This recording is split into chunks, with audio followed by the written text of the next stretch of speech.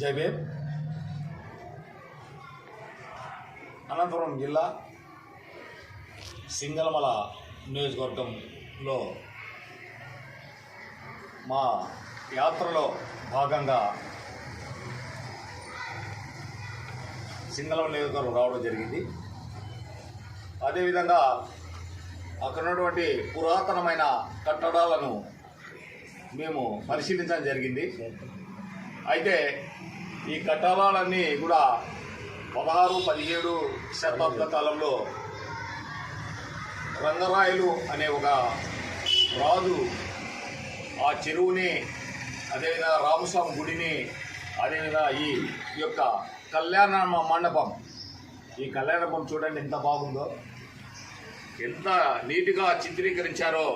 వాళ్ళ నైపుణ్యము, వాళ్ళ యొక్క పనితనము ఎంత విధంగా, ఎంత అందంగా చిత్రీకరించారో, అందంగా వాళ్ళ యొక్క నైపుణ్యాన్ని ఆనాటి వడ్డె రాజులు అయినటువంటి ఒక పనితనం కలిగిన వడ్డె కులం చెందిన వడ్డె రాజులు రాజు యొక్క ఆజ్ఞతో ఈ కళ్యాణ మండపం నిర్మించడం జరిగింది అని ఇక్కడ చెప్తున్నారు చాలామంది.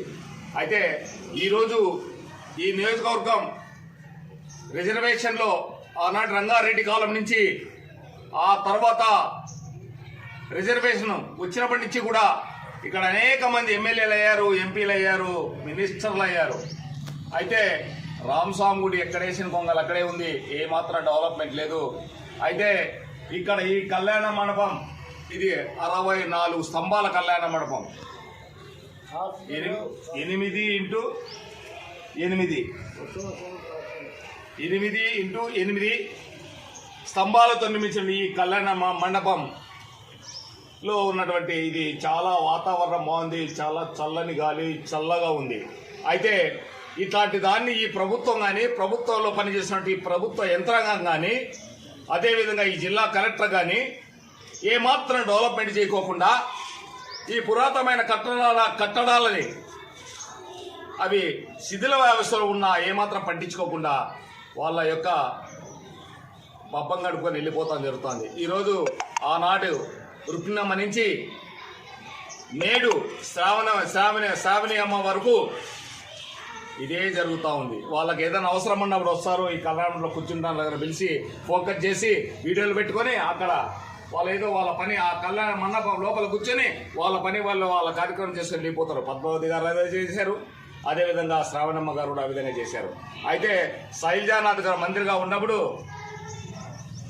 ఏమాత్రం దీన్ని పట్టించుకోవాలి. అదే జయరాం గారు మంత్రిగా ఉన్నప్పుడు ఏమాత్రం లేదు. అదే సమంతకమణి గారు ఉన్నారు, కానీ ఆమె కూడా ఏమీ పట్టించుకోలేదు.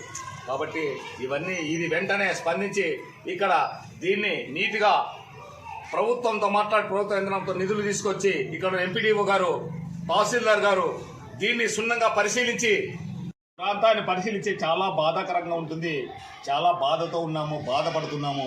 అయితే ఇక్కడ చూసారా ఎంత అపరిశుభ్రంగా ఉందో ఒక్కసారి పరిశీలించండి. ఇక్కడ మన ఈ పాలకవర్గంలో ఉన్నటువంటి ఈ సర్పంచ్ గారు ఏం చేస్తున్నారో, ఇక్కడ ఎంపీపీ ఏం చేస్తున్నారు, ఎంపీటీసీలు ఏం చేస్తున్నారో, ఇక్కడ ఉన్నటువంటి ఎంఆర్ఓ గారు ఏం చేస్తున్నారో, ఇక్కడ ఉన్నటువంటి ఎంపీడీఓ గారు ఏం చేస్తున్నారో, ఇక్కడ ఉన్నటువంటి గ్రామ సెక్రటరీ ఏం చేస్తున్నాడో ఇవన్నీ కనిపించవా? ఈ వాతావరణం కనిపించదా? ఈ కళ్యాణ భవనం ఇట్లే శిథిలం అయిపోవాలా? ఈ సింగళమల్లో మొంతాడుగట్టిన మొగాడు లేడా? ఇది క్వశ్చన్ చేయలేడా అనేది మా ఆవేదన, బాధ. కాబట్టి మాకు అవకాశం ఇప్పిస్తే, రాబోయేలో మాకు అవకాశం వస్తే ఈ కళ్యాణ భవనాన్ని అద్భుతంగా నిర్మించి దీన్ని ఈ పురాతనమైన కట్టడాన్ని, ఈ కళ్యాణ భవనాన్ని రంగరంగ వైభవంగా చేస్తాం అట్లాంటి అవకాశం వచ్చినప్పుడు. అయితే ఇప్పుడు అవకాశం ఉన్న వాళ్ళు చేయమని చెప్తున్నాం, వాళ్ళని దీన్ని నీట్గా శుభ్రపడి చెప్తున్నాం, వాళ్ళని డెవలప్మెంట్ చేయమని చెప్తున్నాం. ఏదో తూతుమారుగా వచ్చి ఎమ్మెల్యే రిజర్వేషన్ ఉంది కదా, నేను రిజర్వేషన్ నేను ఆకు క్యాస్ట్ ఉంది, నేను వస్తాను, నేను చేసుకొని వెళ్ళిపోతాను, దోపిడీ చేసుకొని పోతా, దొంగతనం చేస్తా, నేను అన్నీ చేసుకొని పోతా అంటే కాదు కదా. కాబట్టి ప్రజలనే గమనిస్తున్నారు. అదో చూడండి ఎన్ని పార్టీలు జెండాలు ఉన్నాయి చూడండి. ఈ జెండాలు కనిపించవా? ఈ జెండాలన్నీ కనిపించవా? అంతా పెద్ద పెద్ద పార్టీలు, పెద్ద పెద్ద జెండాలు ఉన్నాయి. మళ్ళీ ఎవరు దీన్ని కోసం చేయలేరా?